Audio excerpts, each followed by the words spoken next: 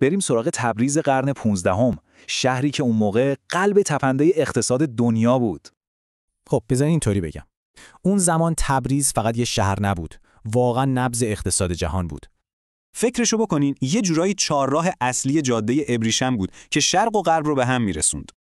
دوران طلایی تبریز با حکومت جهانشاه قرقایونلو شروع شد. اون شهر رو به اوج رسوند. جهانشاه یه نکته کلیدی رو فهمیده بود. اقتصاد پایدار رو طلا نمیسازه، اعتماد میسازه.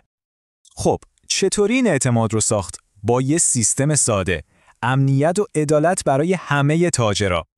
همین شهرت به امنیت باعث شد تجار از ونیز گرفته تا مصر به تبریز سرازیر بشن.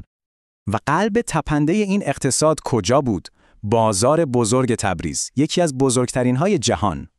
اینجا محل رفت و آمد تجار از بخارا و قاهره و ونیز بود، همه برای کالاهای لوکس. ببینید تبریز چطور مثل یه پل دو طرفه عمل می‌کرد. کالاها می اومدن و از اینجا پخش می‌شدن. اینجا دیگه ارزش پول به طلا نبود، به اعتبار و خوشنامی خود تاجر بود. واقعا جالب نیست؟ بعد از جهانشاه اوزون حسن اومد، اما سیستم رو خراب نکرد، بلکه هوشمندانه گسترشش داد. تمرکز اوزون حسن فرق داشت. اون میخواست تجارت جهانی رو از این هم راحت‌تر کنه. کار بزرگش چی بود؟ یه راه تجاری مستقیم با ونیز باز کرد و صحرا رو به دریا وصل کرد. اینجوری بود که تبریز مفهوم جهانی شدن رو قرنها پیش به واقعیت تبدیل کرد. این یعنی ثروت واقعی از دیوار رد نمیشد، از اعتماد آدما به هم رد میشد. و این یه سوال مهم رو باقی میذاره.